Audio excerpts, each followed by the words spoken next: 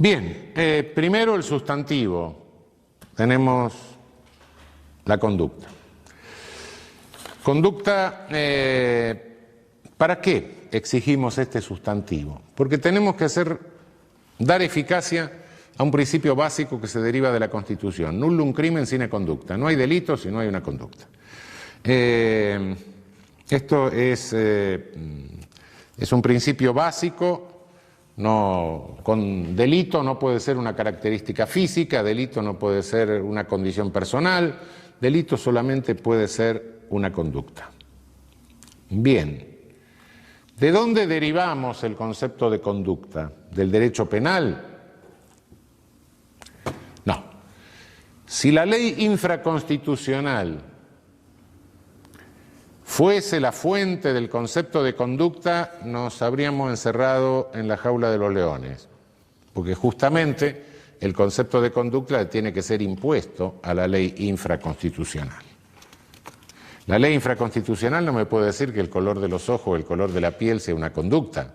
No, eso no puede decir. Eso no lo puede decir porque la Constitución me dice otra cosa. Entonces el concepto de conducta lo tengo que ir a buscar básicamente en la Constitución, en el principio nullum crimen sine conducta. Conducta humana, sí, conducta humana, por supuesto. Entonces, el ser humano no es una construcción jurídica. Algunos se confunden, dicen, sí, es una construcción jurídica, porque fíjese, no sé cuándo está alguien muerto o vivo, con esta cosa que se ha complicado últimamente. Antes el muerto era el muerto, el cadáver podrido, pero ahora no, sabemos exactamente. Entonces resulta que como el límite lo tiene que fijar el derecho, el concepto de ser humano me lo da el derecho. No, pare. Una cosa que me precise el límite, otra cosa que me construya el concepto. Momento. Límite es una cosa, contenido es otra, ¿no? El concepto de ser humano, por imposición del artículo 1 de la Declaración Universal de Derechos Humanos, el concepto de ser humano es óntico. ¿Por qué? Porque todo ser humano es persona. Bien. El concepto de ser humano no me lo define la ley como se le da la gana. Viene de la realidad. Un ser humano, punto. Puede haber una precisión jurídica, una limitación jurídica, pero el concepto es de carácter óntico. ¿Cómo elaboramos el concepto de conducta? Hay un concepto óntico de conducta, de ser humano sí lo tenemos, ahora de conducta humana. No hay. No hay porque la conducta humana es un límite de complejidad. Lo más complejo que conocemos es la conducta del ser humano. No hay ningún concepto de conducta que sea válido para todas las ciencias, universalmente válido, no.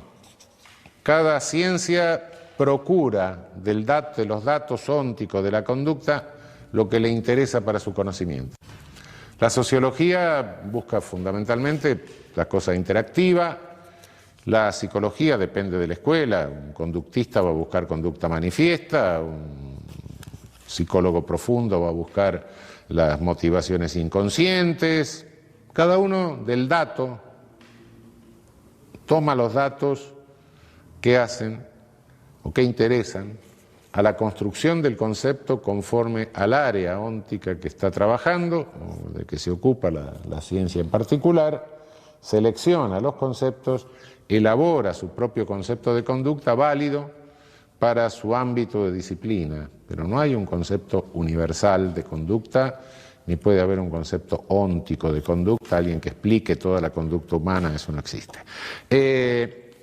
El derecho penal tiene el mismo derecho que cualquier otra disciplina para seleccionar del dato óntico de la conducta aquello que considera necesario para elaborar su concepto de conducta, teniendo en cuenta que la finalidad que persigue al elaborar el concepto de conducta es hacer realidad el principio constitucional: no hay crimen sin conducta, nullum crimen sine conducta.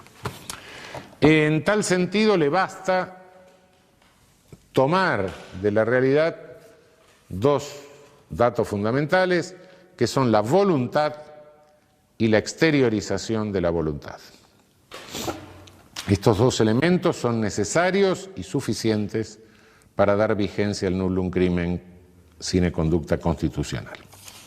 Y excluir los hechos con participación de humanos sin voluntad, por un lado, que quedan como puros hechos humanos, excluir el pensamiento, excluir el sentimiento, excluir la disposición interna, excluir el deseo no expresado. En el momento de determinar si hay o no una conducta, no me interesan, y esto lleva a bastantes confusiones, como van a ver ustedes cuando se metan en la discusión doctrinaria, no me interesan otros datos de la mundaneidad de la conducta. Es decir, la conducta se da siempre en un magma fenoménico, ¿no? Uno está en determinado lugar en el espacio, el tiempo, se viste de determinada manera, hay luz o no hay luz, en fin, infinidad. La conducta nunca se da en un vacío absoluto, sino que se da en un mundo lleno. Entonces muchos se preguntan, bueno, pero el resultado es algo que en el delito lo tenemos que ver junto con la conducta, porque toda conducta que sea delito necesita un resultado. Y la conducta tiene miles de resultados, miles. Antes de tener el tipo, yo no sé qué es lo que le interesa al derecho penal. Claro que todo forma parte de la conducta, por eso la conducta es sustantivo y los demás son adjetivos. Pero para determinar que hay conducta no necesito tener en cuenta el resultado, porque no sé cuál de los miles de resultados que tiene una conducta que son absolutamente imprevisibles. No, eso no. Hay un magma mundano. Eso hasta que no tenga el tipo que me diga, no, mire, a mí me interesa para saber si hay un pragma conflictivo, a qué hora fue, de qué modo, por qué medio, cuál era el vínculo con el otro.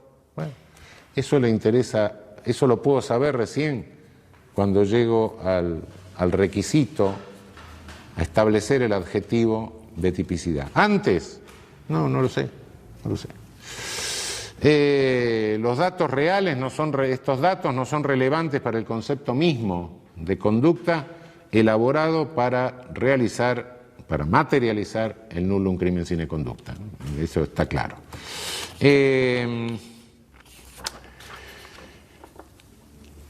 Ausencia de conducta hay cuando tenemos lo no exteriorizado. Lo no exteriorizado pueden ser disposiciones internas del ánimo, pensamiento. Hay un principio romano tradicional, cogitationes poenam nemo patitur, el pensamiento no puede delinquir. Las manifestaciones son las manifestaciones de deseos internos. Sí, claro que pueden ser punibles, las manifestaciones sí, pero el deseo, la disposición interna, el pensamiento no. El pensamiento y lo interno lo podemos o bien saber por manifestación o bien inferirlo. Lo que está prohibido es inferirlo. La manifestación, claro, yo puedo odiar a un sujeto. Está prohibido que me condenen por inferir que odio al sujeto. Pero si manifiesto mi odio al sujeto rompiéndole la cabeza, no. Yo lo puse de manifiesto, claro. Eso es otra cosa. Lo que no se puede hacer es inferir disposiciones internas, pensamiento, etcétera. No hay conducta cuando se trata de puros hechos humanos, es decir, de intervención de un ser humano sin voluntad. La intervención de un ser humano sin voluntad puede darse en dos hipótesis. Una, que no tenga capacidad humana de voluntad, que el sujeto momentáneamente o permanentemente no tenga capacidad humana de voluntad. No tiene capacidad humana de voluntad un oligofrénico profundo, por ejemplo, no la tiene. Si hace movimiento, tiene una capacidad. No tiene capacidad, más claramente, no tiene capacidad humana de voluntad, es involuntable, un epiléptico en el momento de la crisis, todo crisis de gran mal. Cuidado, no confundamos la involuntabilidad, la incapacidad humana de realizar conducta, la incapacidad humana de voluntad, no lo vayamos a confundir con la incapacidad psíquica de culpabilidad, que es la inimputabilidad. Para que haya incapacidad de conducta, incapacidad de voluntad, involuntabilidad, lo que debe haber es inconsciencia, privación de la conciencia, un estado de coma, un estado de crisis epiléptica, de gran mal, no hay conciencia. Una desconexión, plum, se cortó la conexión eléctrica y hasta que no se le restablece, el sujeto está inconsciente, privado de conciencia. La inimputabilidad es una perturbación de la conciencia. Hay una conciencia funcionando a nivel perturbado. Acá directamente no hay conciencia. La otra circunstancia por la cual puede no haber conducta, porque queda reducida a un mero hecho humano en que interviene un ser humano pero sin voluntad, es la llamada fuerza física irresistible, que puede ser interna o puede ser externa. Fuerza física irresistible interna puede ser una parálisis histérica. El sujeto de pronto se paraliza, enmudece, en fin. Hay una incapacidad de conducta por una fuerza física irresistible interna. Su cuerpo no responde a la manifestación de voluntad. Puede haber una fuerza física irresistible externa, que es cuando el sujeto actúa como una masa mecánica, ¿no? Estoy parado delante de una vidriera, viene una multitud, me empuja contra la vidriera, rompo el cristal de la vidriera, me meto adentro, es un desastre, no hice nada, no tuve voluntad de nada, simplemente me llevó una fuerza, colocó ahí. Estoy en un balcón, me empujan, me caigo, lesiono a un sujeto que está sentado abajo. Fuerza física irresistible de carácter externo. Hay una incapacidad de acción o de conducta que es muy discutida en el último tiempo, que es la de las personas jurídicas. ¿La persona jurídica puede realizar una acción? En realidad la persona jurídica es incapaz de acción. Si nos atenemos, es una vieja discusión que viene de la doctrina alemana del siglo XIX, la teoría de la realidad, la teoría de la ficción.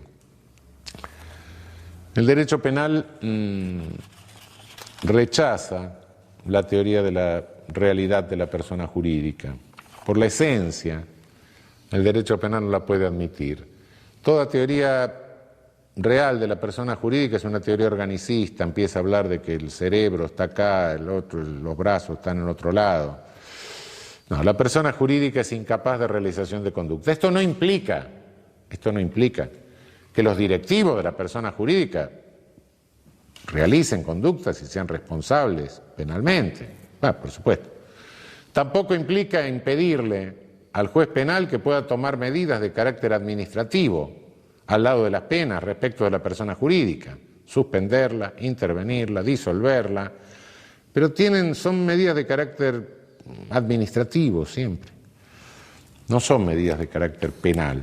Si se las puede rodear de garantías penales, sí, también se les puede rodear de garantías penales, pero en definitiva no estamos hablando de derecho penal ni tenemos que alterar todos los principios del derecho penal para hablar de responsabilidad penal de persona jurídica, cuando lo que estamos haciendo es aplicarle sanciones de carácter administrativo y en eso estamos resolviendo una mera cuestión de competencia del juez penal o de alcance de la competencia del juez penal.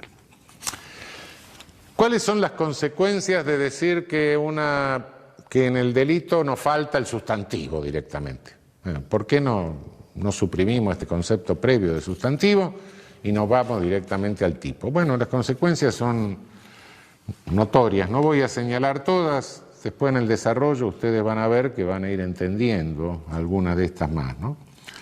Por ejemplo, contra un puro hecho humano no puede ejercerse la legítima defensa, sino solo el estado de necesidad. ¿Por qué? Porque no es una agresión ilegítima la que estoy recibiendo por parte de la persona contra la cual me defiendo. Entonces lo único que puedo hacer, si me viene alguien encima que me lo empuja a otro, puedo en estado de necesidad, para evitar un mal para mí, causarle un mal menor, pero no puedo defenderme con la misma amplitud de la legítima defensa, en que no hay proporción, en principio, entre la acción agresiva y la acción defensiva. ¿Quién a quien usa a una persona que no realiza conducta, es autor directo, no es autor mediato. Es decir, me cargo un sujeto y se lo tiro encima a otro. Yo soy autor del hecho, es con él de la misma manera, pero de la misma manera que si emplease un martillo. O si le tirase una bolsa cargada de ladrillos. Es lo mismo. Hay tipos que exigen intervención de 2, 3 más personas, etcétera. Tipos plurisubjetivos. En el caso de los tipos plurisubjetivos, no puedo contar como una intervención más la de una persona que no realiza conducta. Es decir, eso tengo que contar la de las personas que realizan conductas. Puede haber alguna duda respecto de la capacidad psíquica en algunos estados, el sueño, el hipnotismo, etc. ¿La persona realiza conducta o no realiza conducta? Hay discusiones científicas, discusiones de neurólogos, etc. y puede sembrarse una verdadera duda penal. Es una cuestión de hecho, en cada caso yo creo que hay que resolverlo y si hay una situación de duda, tiene que funcionar el indubio pro reo. En la duda tengo que estar en lo más favorable del sujeto y lo más favorable del sujeto es considerar que en esos casos no hay conducta directa.